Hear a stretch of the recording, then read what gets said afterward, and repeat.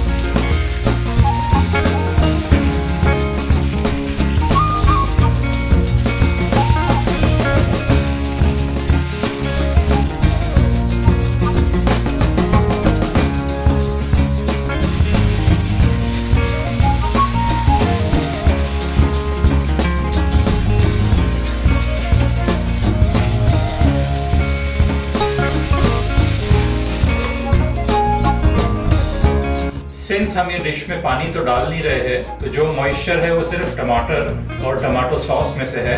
ये बहुत ज़रूरी हो जाता है कि आप ढक्कन लगा के ही चिकन को कुक करें। और लगभग 15 मिनट के बाद जब आप श्योर हो जाएंगे कि चिकन पक गया है, उसके बाद आप उसको गैस से निकाल लें। ओवर कुक मत करिएगा, नहीं तो आपका चिकन ड्राई और रबरी बन जाएगा।